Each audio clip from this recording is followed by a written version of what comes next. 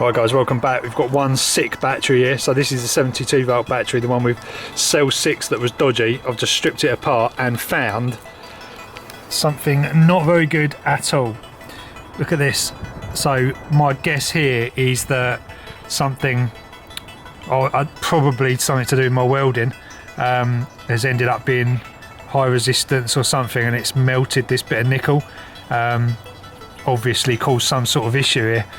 But yeah, not good at all. So basically there should be like a sort of nickel strip here, these with the copper strip on top of it, and unfortunately it looks like they've just come off. So I need to get this bank out because there's obviously something really wrong here, and I've got some replacement cells coming, so I can do 3 more in here. But yeah, not a good situation. I didn't think it was going to be this bad. I thought it might just be a dodgy cell.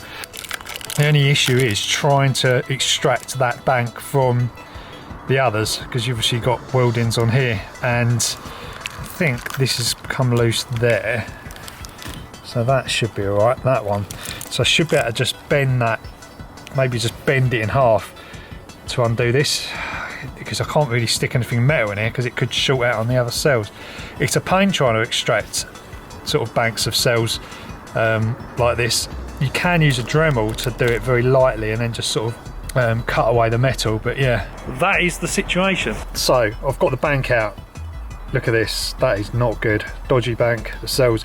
I'm wondering really what's happened here. I think it might be something to do with my welding on this particular bank, because when I actually took the caps on tape off, just peeled the yellow, this orange stuff's called caps on tape, when I peeled that off, it actually kind of just, the welds came off with it, which is a bit concerning.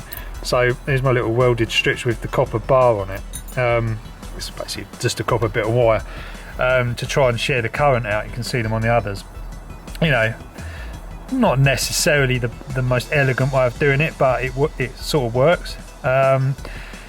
Obviously in that case, in that particular bank, it didn't. Maybe the resistance of the welding wasn't up to scratch, and you know, extra resistance caused the heat to basically melt that. It sort of melted that little insulation underneath. Pretty concerning that that could have heated up to that extent. So yeah, interesting stuff. Anyway, I've got new cells coming, so a new bank of those coming, I think I mentioned. So all I've really got to do is just put them in place. Now what I'm starting to wonder is it might be better just to go over each series connection.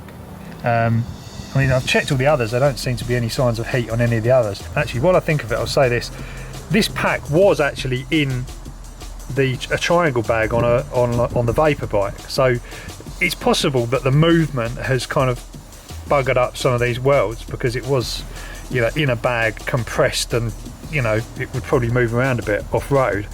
So I'm wondering if maybe that could have happened. But anyway, what I was thinking of doing was basically just getting a soldering iron and just soldering all of these, the edges of these series connections. So just give them an extra bit of integrity, just to make sure that, you know, that they won't flake off, and you know, the connection is actually solid. I think that might be the way to go. Just a little bit of solder, you know, not hot enough to, you know, heat up the cells or anything, just quick little spot on each one, just to yeah, improve that. And I think that should keep my peace of mind, because that, yeah, that's concerning. Right, so I've basically gone and added a bit of solder. Again, not the most pretty thing in the world. I've added a bit of solder to each of these strips, just a little quick on each one, just to make sure that each strip, I've done it both sides as well, just to make sure each of these strips has just got a decent connection on. Ultimately, like, there will be a better method of doing this. You know, copper, ultrasonic welding, that sort of stuff, but you know, I'm limited to what I had available at the time, unfortunately. But we're just waiting for those cells to come, those last 3. I can just stick those in there and then wrap it all back up, and I can actually get this into a more, I can actually get it into a square configuration now, because I can just push this over.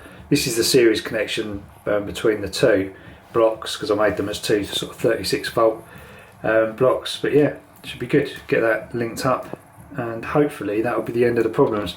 Right, it's a couple of days later now. I've got the replacement cells for that bank. So it was a bit of a mission trying to find cells at the moment. I think because of Brexit and all the other things, I've got a new cut on my hand, you can see there. So I ended up getting them from Fogstar. They were a little bit more expensive than, well, they were probably 3 times the price that I paid for them last time. Mainly because I think these guys supply them for like mainly like vapes and stuff. So anyway, they haven't got protection or anything like that. They're just the standard cells. You can see all the details on there.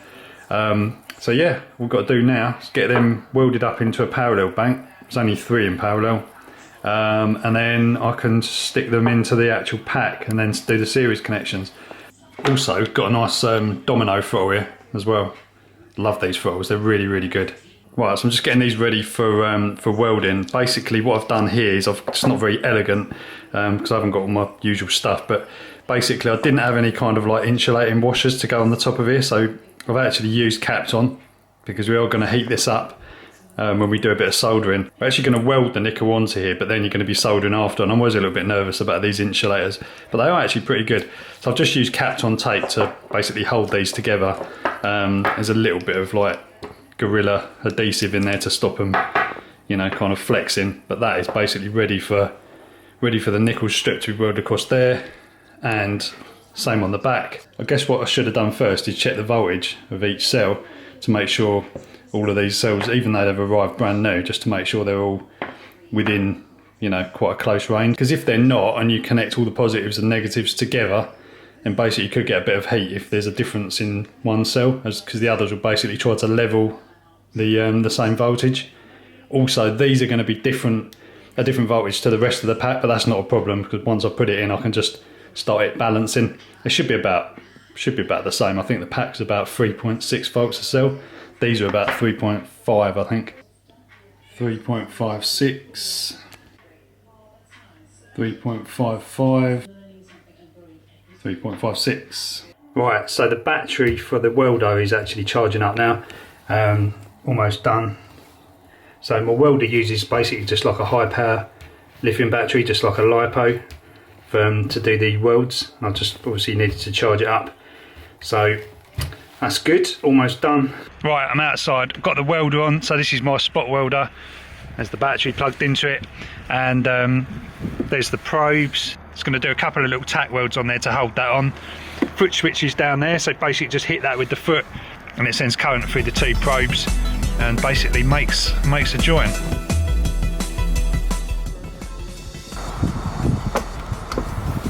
So you can see the first little welds done there.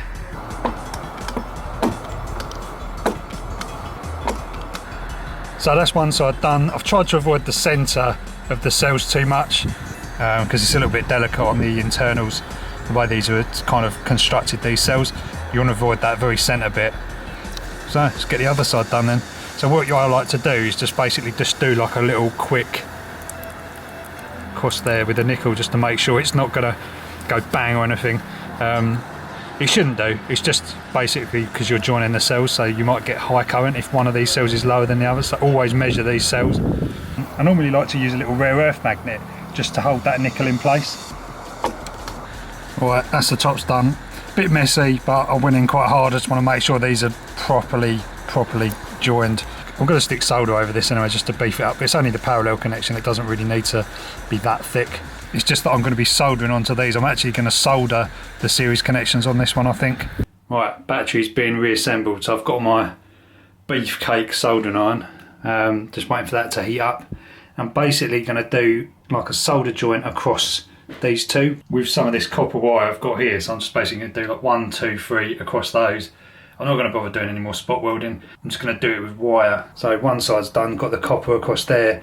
It's so easy with that soldering iron. It's just flipping so hot. It's got so much power you can just get in and get out really quickly without actually kind of heating things up too much. Right, we're getting there. So I've kind of just put the pack almost back together.